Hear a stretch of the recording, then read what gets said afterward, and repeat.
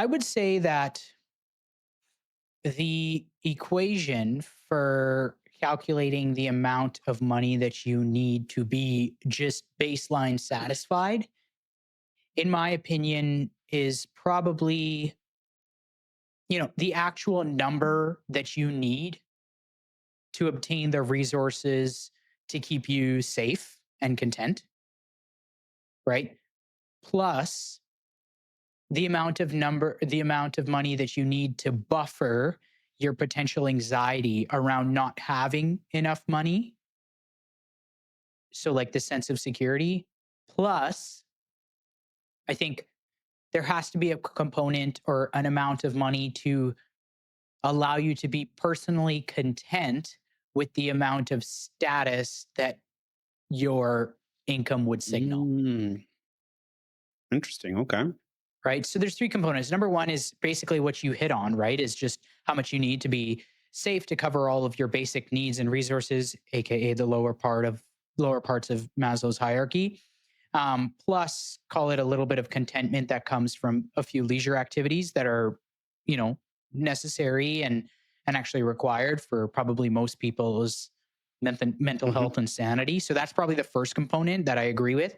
But then there's also a second component that is, this amount of money that you need to buffer any sort of anxiety that may come up from not having or not making enough money, right? So I would say this is something like, okay, I'm probably okay with all of my the money and all of my expenses and all the things that I spend on now, but I'm thinking about potentially having kids or starting a family in the future, and I might need some more money for that. So that's sort of anxiety that may stem from things like that, right? Where there's this thing of, oh, I'm okay right now, but actually in the future, if I want to live the life that I actually am wanting to, the level of money that I would need to satisfy all of my baseline resources would actually be needing would Hmm. need to be higher. So there's some sort of anxiety around that. So I think that needs to be a part of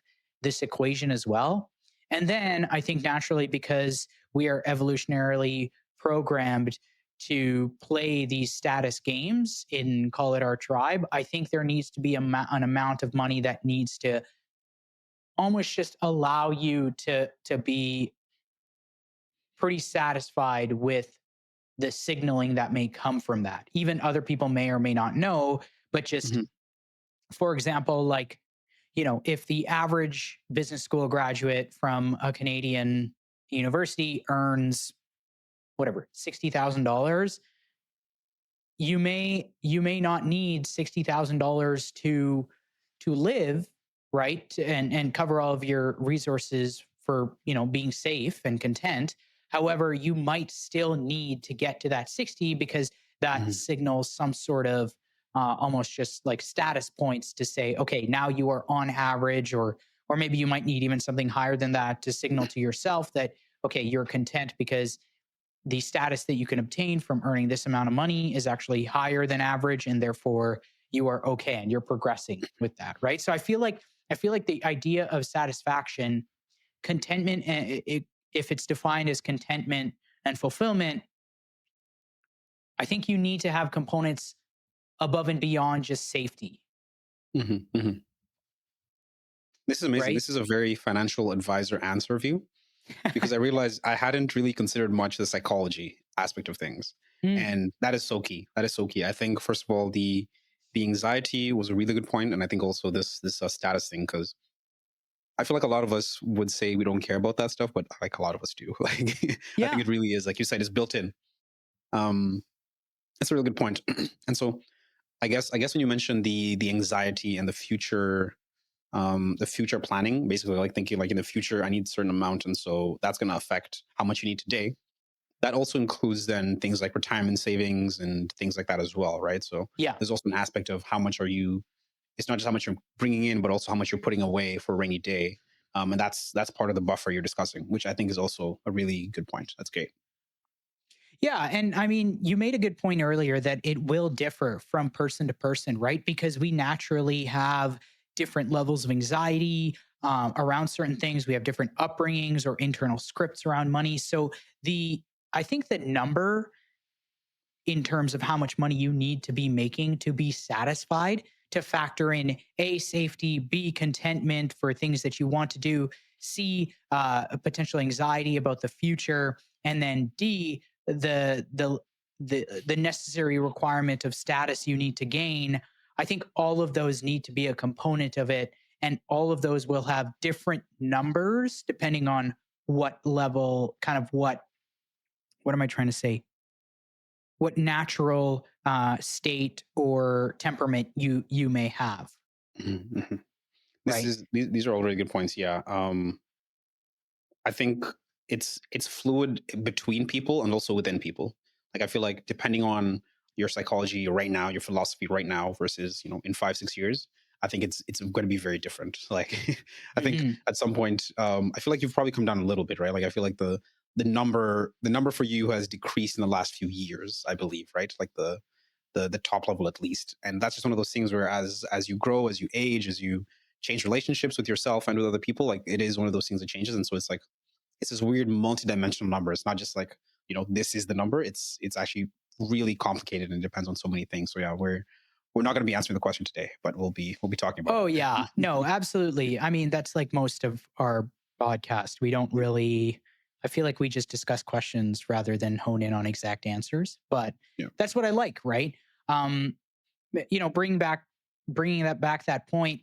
I think over the course of the last 7 years, building the number of just financial plans for the people that I've worked with, and naturally, the people who I work with are, I would say, above average income. If you look at the average income of $50,000 a year or whatever it may be, and most of the time, especially earlier on in my career, I was optimizing for, you know, just like A and B, right? Just the level of safety and then the contentment.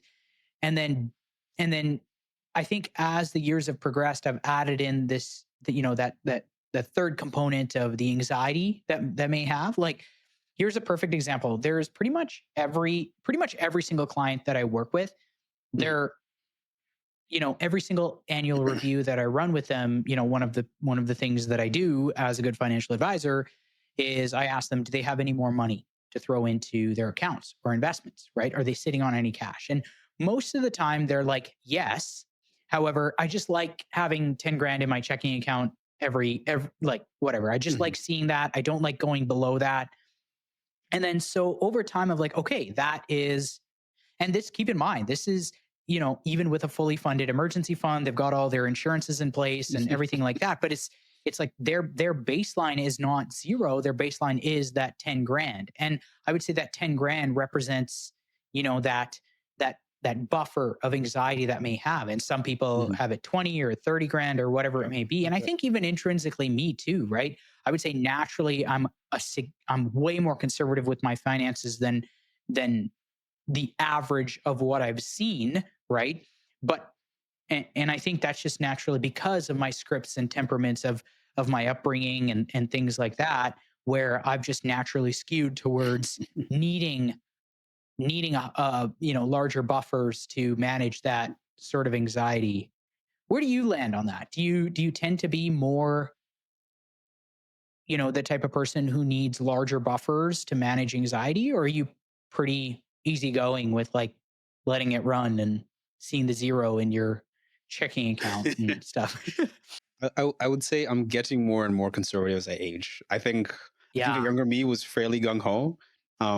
But yeah, I having seen things that can happen, and how quickly things can change. Like there was a study in the States that said like some people are, or I think it was, I saw it like 30-ish% of people are like two surprise $1,000 bills from poverty, like from not being able to make rent, from not being able to like do a bunch of things like that. And it's just like that's a scary number. And like when I really look at how things can happen in life, like the surprise that can come can be very concerning. And so yeah, I think I'm getting more and more conservative. I think my baseline number is fairly high compared to where it was, let's say, 5 years ago when I was in university. Yeah, was it Yeah, five I years think ago that's that I was in quite, university?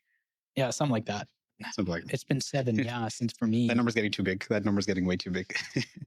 Yeah, it's almost a shame, isn't it? Like when you're younger, you have this beautiful ignorance of all the emergencies that can happen in your life, and therefore Mm. you're like, "Oh, it's fine. I've got 3 shifts this coming week, and it doesn't matter if I have, $41 and a lollipop in my checking account." And it's like it's so funny as you I think a part of it too, as you grow older, you start to realize that, okay, if you want to I feel like if you want to contribute any sort of value to the world, there has to be some sort of dependence where other people are depending on you, whether it's your coworkers, your clients, your boss, your family, or things like that. And Mhm. that comes with this level of responsibility where it forces you to be less ignorant to all these potential emergencies and concerns that may pop up in your life, right? But 100%. you know, I think that it's a I actually think it's pretty easy to figure out right? The number that you need to be Mhm. just safe. I think Yeah. you were alluding to that earlier, that, the baseline the baseline coverage of most of your expenses to be, call it, in a semi safe neighborhood, whether it's renting or buying, plus being able to afford groceries at a, you know, cheap to medium level grocery store, um, and being able to cover kind of all of your meals and the Mhm. occasional, call it, night out or dinner or something like that. I'd say that's fairly easy to calibrate based on your jurisdiction, right? Geographical Yes. jurisdiction, right? It's a good way to put it. Yes, exactly.